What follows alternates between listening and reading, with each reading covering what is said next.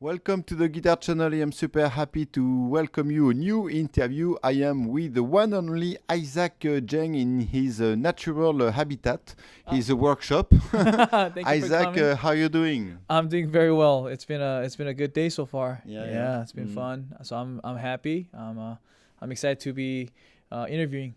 Yeah. Yeah. Yeah. And so Isaac is not only a guitar builder, but he's also an excellent tourist guide. So if you ever come to Los Angeles, I will give you Isaac phone number. He's really good at that. You're always welcome to come visit me. I'll give you an excellent tour of Los Angeles. Yeah. Yeah. So where are we here? We are in your workshop. Where are we in Los Angeles? Yes, we are. My shop is located in Hollywood. It's sort of heart of Hollywood, where all the tourists come. There's a 1 block away from where all the tourists with they see the guys with the Spider-Man costume and the Superman, Nice. and that's where you see. I'm 1 block away from there, so it's a little crazy out here, but I'm hanging in here. So. And how long have you been working here on your guitars? I set up my shop about a little over a year ago right here. I found a spot and I set it up, spent a few weeks working on the shop, and now it's fully up and running and building guitars here. Mm-hmm. Yeah. So you do everything in there? Yes. Well, I do about 85% to 90% of my work here. Another big portion where I process wood, I take it to my guitar craft facility where they have a big machine for resawing and drum sanding. So And that's the place where you teach, right? yes, that's where I teach, and that's also where I do my finishing at the moment. Mhm. Yeah. And where do you store all your woods? Uh, Do you have everything here? Yes, I have all my wood here. I keep all my wood in my shop here, so it acclimates to the current climates in the shop, and I try to keep my shop under control with the weather and humidity. So all the wood that I work here I'll be ready to use. There were a lot of rain recently here in Los Angeles, so no flood in your workshop. No flood. Thankfully, no flood.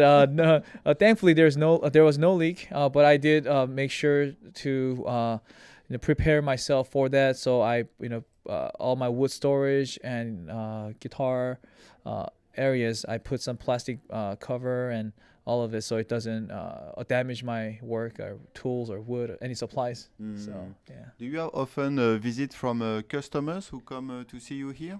Yes, I do have customers visiting from different part of the world, different part of the country, and one of the benefits of visiting me is they get to have a tour of a Hollywood as well. That's why you chose to establish your workshop here. That's my trade secret. Okay. So no, Isaac is not in the middle of nowhere in a desert or some places. He's right in the middle of Los Angeles. Yes, and I grew up in Los Angeles, and one of the reason for it was actually it was close to my home. I live in near downtown Los Angeles. It takes me about 15 minutes in traffic to get to my shop. So it's just out of convenience that I chose this location, and also close to my school that I work with. I could walk to my main campus in about a minute, so that makes it much convenient for me to work. Nice. So pick up the strange instrument we have behind us and tell us everything about it, because it has 6 strings but spaced out very specially. So tell us everything. Well, this is kind of a weird instrument, but it is a very traditional instrument made out from Cuba. It's called a tres cubano, or Cuban tres, and it has 3 doubles, and it's tuned to C. So if you could maybe, I could show you. Okay, so it's a C chord. Yes. So I had this was a custom instrument that was requested from my friend, and a really good virtuoso player, San Miguel Perez, and he's playing this Latin music with this instrument. So it's been about 3 years now at this point to finally string it up. Okay. You work that slow, Isaac? There are some different projects that come long way, and yes, I work slow.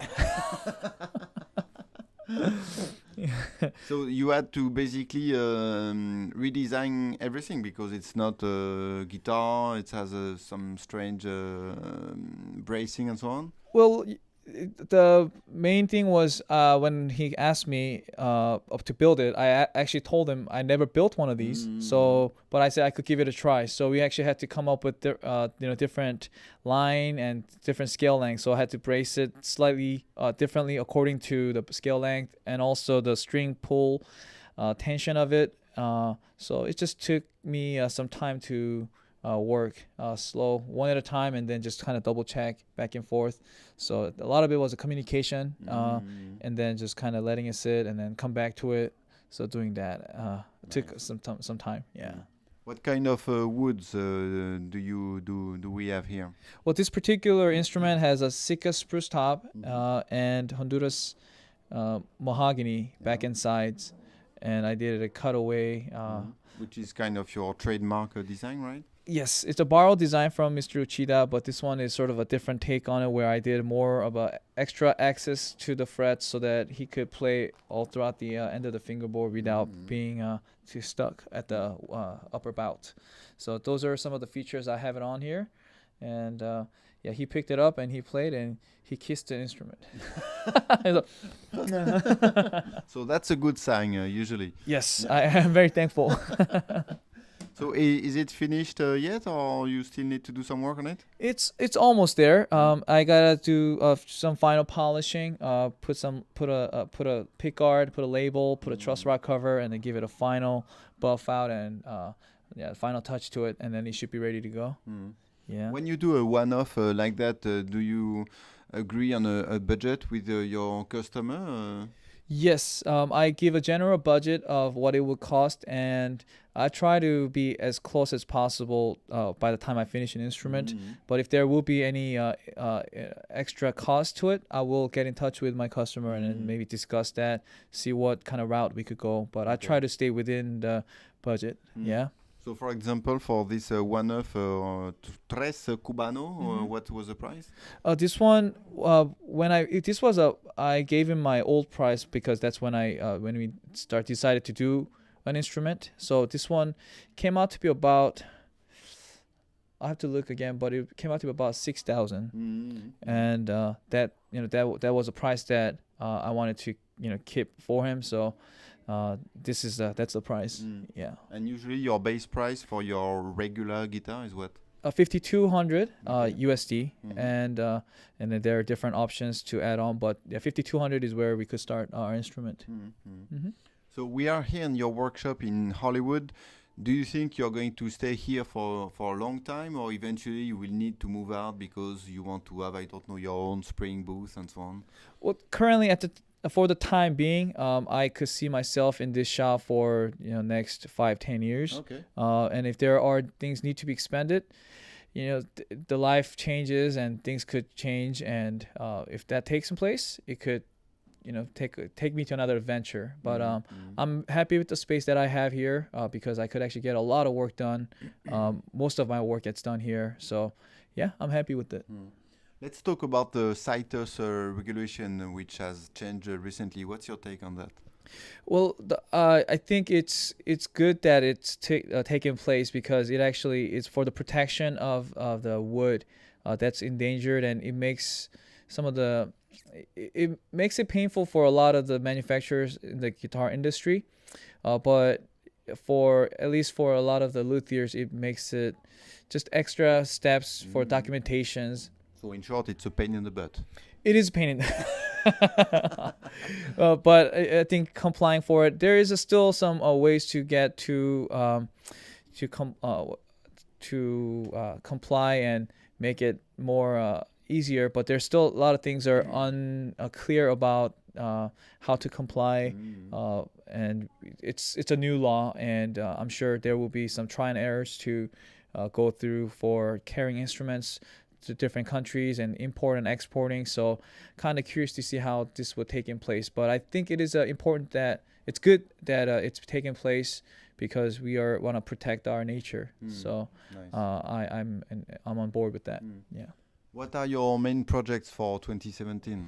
2017's first part of 2017, I'm gonna catch up with some of the orders that I wasn't able to fulfill last year. I have about a few guitars that I'm behind, and there are a few guitar shows that I'm attending, so I have to work on those as well as fulfilling the orders for 2017. But mainly, I have quite a few OMs that I'm building right now at the moment. So I like to get to them, finish them, and come up with something fun as we go on. So those are current schedule for 2017. All right, and what are the guitar shows where it's going to be possible to see you? So I'm gonna be in a Artisans Guitar Show in Pennsylvania, and a week after that I'll be in Japan in Osaka, Sound Messe Osaka, and I will be. And after that in August I wanna be in Santa Barbara, and October I will be in Woodstock, either to exhibit or to be as a civilian to visit and just hang out there. Okay. Yeah. So you do a lot of guitar shows. So you think, I guess, it's a pretty good investment for you to do it?